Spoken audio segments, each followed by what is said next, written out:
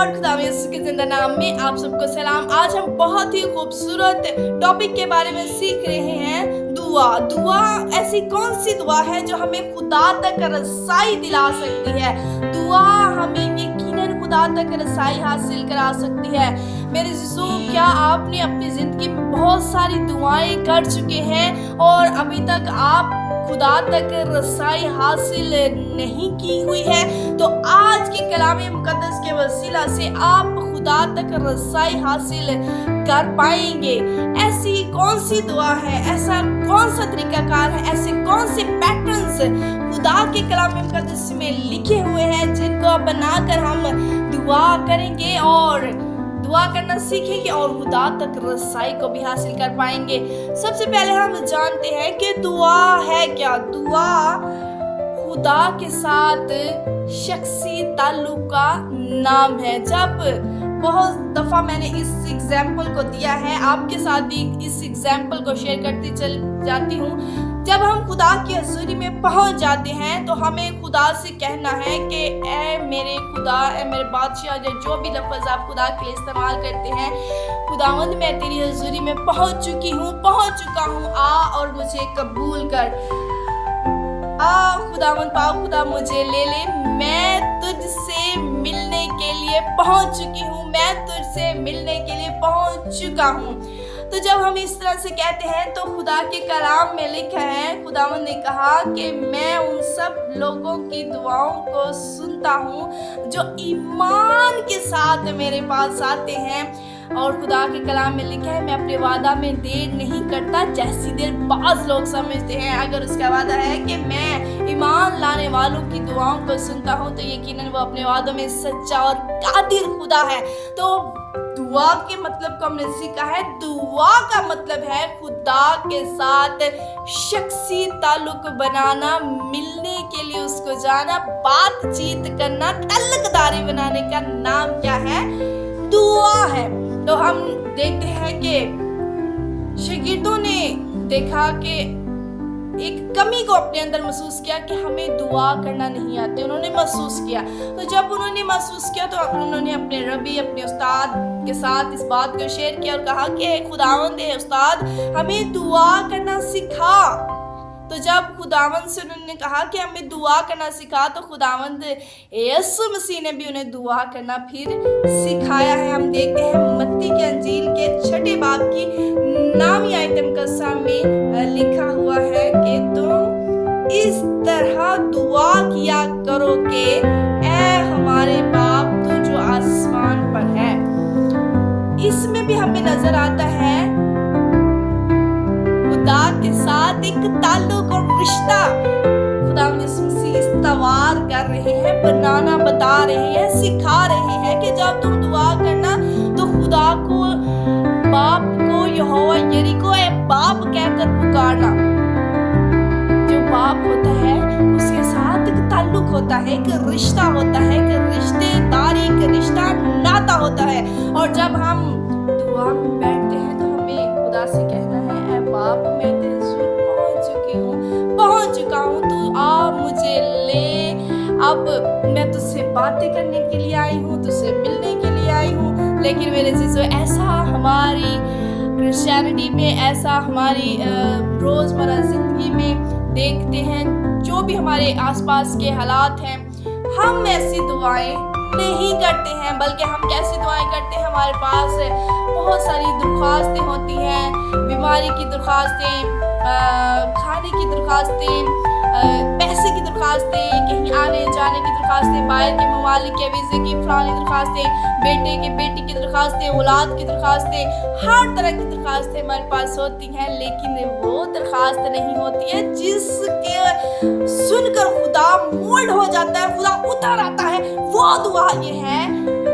Bible मुकद्दस में हम देखते हैं, पैदाइश की किताब में खुदावंद ने आदम को तख्लीक किया, बनाया, और आदम के बाद खुदा ने आदम की पसली से हवा को बनाया। और खुदा के कलाम में लिखा है कि वो हर रोज ठंडे वक्तों में खुदा के साथ बातचीत करने के लिए क्या जाते थे? मुलाकात करने के लिए जाते थे। खुदा भी आता था, वो भी आते थे। This is a prayer. कलाम में लिखा है, मैं जानता हूँ तुम किन किन चीजों के मोहताज हो। यही बाप मत्ती के 6 बाप की 8वीं आयत में कसम लिख, बस इनकी मानित ना बनो, क्योंकि तुम्हारा बाप तुम्हारे मांगने से पहले ही जानता है कि तुम किन किन चीजों के मोहताज हो। लेकिन खुदा हमारी तमाम मोहताजी को जानता है। अगर हम उसके बच्चे हैं, अगर हम उसके बच्चे बनकर रहते हैं, तो वो हमारी हर ज़रूरत को पूरा करना खुद ही जानता है। लेकिन बात यह है कि क्या हम उसके साथ बच्चों वाला रिलेशनशिप बनाते हैं, ताल्लुकदारी हमने बनाई हुई है कि नहीं बनाई हुई है? क्या हम खुदा के औलाद बने हुए हैं कि नहीं हुए, खुदा के बच्चे हैं कि नहीं हैं? हमें इस बात को पहले गौर करना है। दुआ क्या है? खुदा के साथ पर्सनल रिलेशनशिप के नाम को क्या कहते हैं? ज़ाती ताल्लुक को क्या कहते हैं? प्रेयर कहते हैं। और यही खुदा की सबसे बड़ी खुशी है। खुदा उनके साथ ठंडे वक्तों में बातचीत करता, खुशी महसूस करता, और वो भी खुदा की बरकतों से रोज बरोज सैर व सराब होते हैं। और बहुत सारी इस तरह से मिसालें देखते हैं। हम देखते हैं अब्राहम की मिसाल, हम देखते हैं याकूब की मिसाल, उन्होंने रातों को दुआ की। और हम देखते हैं हन्ना की मिसाल, उन्होंने भी मुसलसल दुआ की और दुआ में अपने आप को डेला, अपने तल्लुक को खुदा के साथ मजबूत किया। इस तरह से हम दाऊद की दुआ को देखते हैं, वो वर्शिपर था, और इसी तरह से उन्होंने वर्शिप करते करते खुदा के नाम को जलाल दिया। और यहाँ पर इस बात को ज़रूर ही नोट करिए कि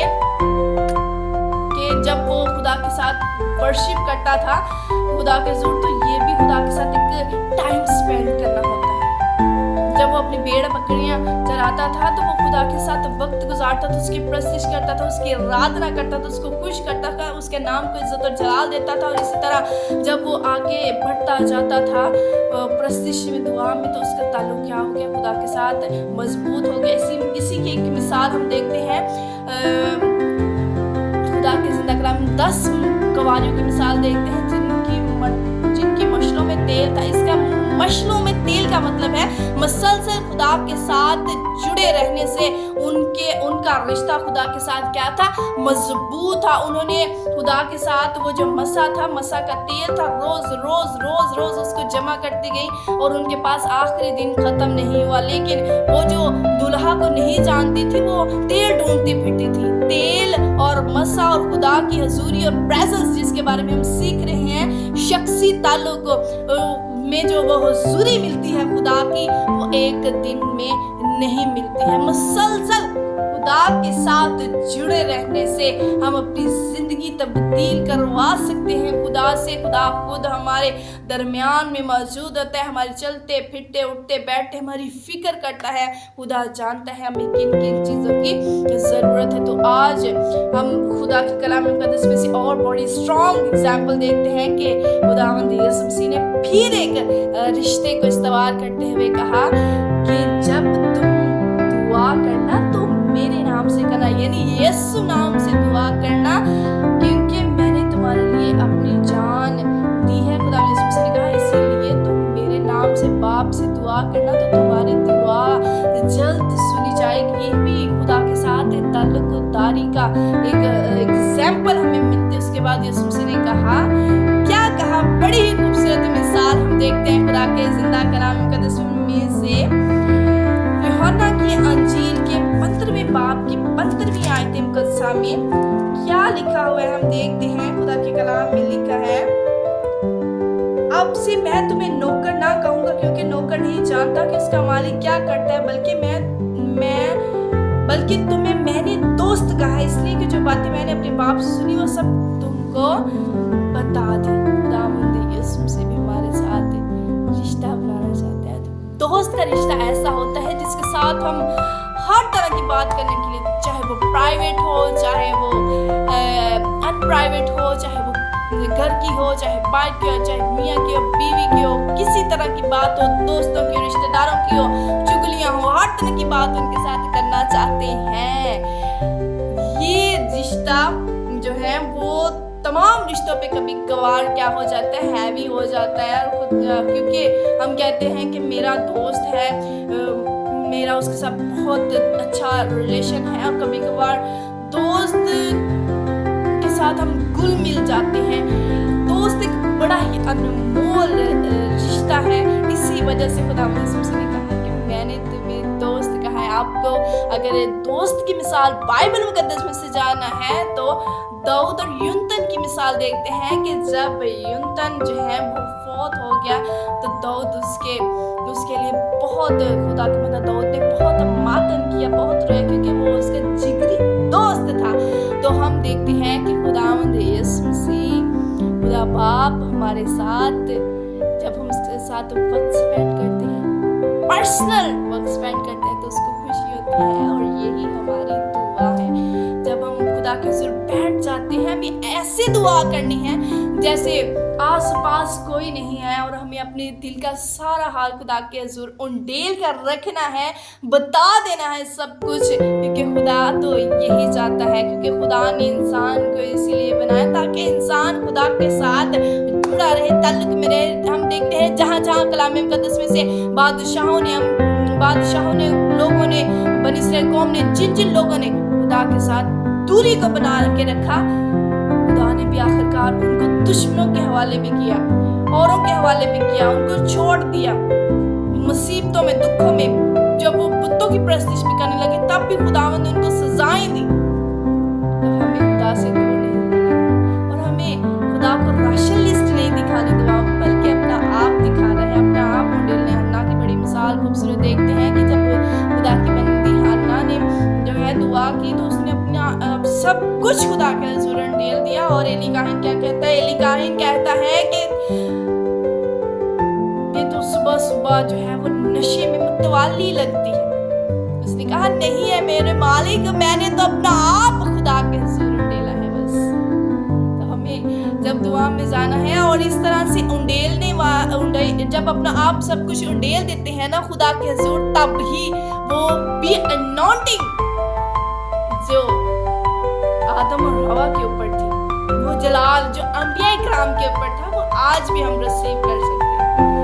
When we surround ourselves to God, जब हम अपना आप खुदा को देते हैं, अपना सब कुछ खुदा को देना, ये दुआ है। अपना ताल्लुक खुदा के साथ बनाना, ये दुआ है। मेरी आपसे ये रिक्वेस्ट है, अगर आप इस तरह की और बाबरकत वीडियोस जानना चाहते हैं, ऐसी कौन सी दुआएं हैं जो हमारी मुकम्मल जिंदगी को तब्दील कर देती हैं, ऐसी कौन सी दुआएं हैं जो स्पिरिचुअली हमें ग्रो कर सकती हैं।